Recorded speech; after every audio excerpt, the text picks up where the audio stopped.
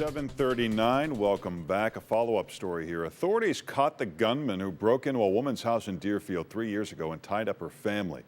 Authorities are investigating whether the men are part of a larger network that has hit the area for years. The family escaped unharmed, but the mother said there was only one way to overcome the emotional trauma.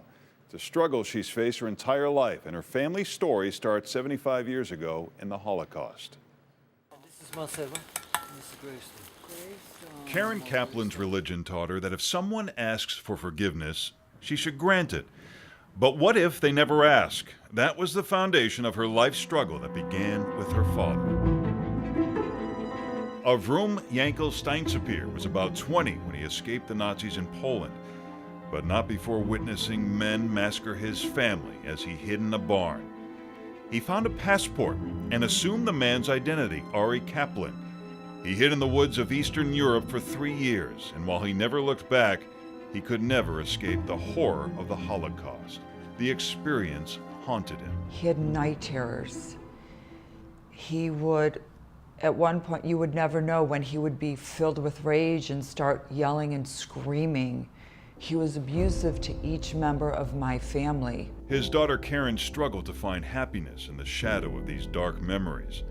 Through therapy, she learned to forgive unconditionally. On his deathbed, she told her father she forgave him. I needed to forgive my father because I don't want to be a victim of my childhood as he was of his.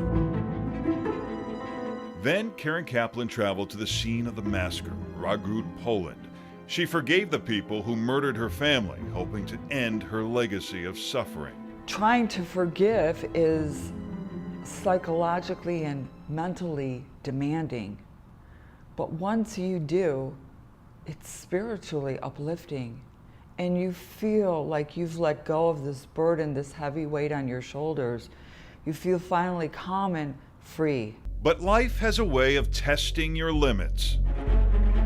One night, men broke into Kaplan's home and terrorized her family. I woke up with 2 weapons pointed at my head. Her daughter dialed 911. The men escaped. So when they hurt my children, they traumatized them. I was so angry and filled with felt like I wanted justice. My father wanted revenge, but I wanted justice. This kind of forgiveness, she said, would be the ultimate challenge. Now, after 3 years, authorities say they've apprehended suspects in the case. But would justice be enough? Again, another test. In Rajgrod, Kaplan helped erect a memorial to honor the victims of the Holocaust. Someone vandalized the monument. On one part of the memorial is a Jewish star, and someone took a jackhammer and drilled out the Jewish star. And when I saw pictures of this, I was so disheartened. I felt as if somebody took their fist and jabbed it into my heart. Last month, it was vandalized again. It was spray painted in red. It said, "Go back to the gas chambers." So we were horrified.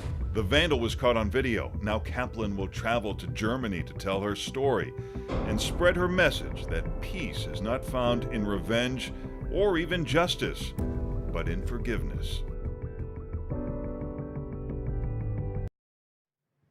And you can check out Karen Kaplan's book, Descendants of Rajgrod, and the authorities are still investigating this burglary ring on the North Shore, so we'll keep an eye on that for you as well. Wow.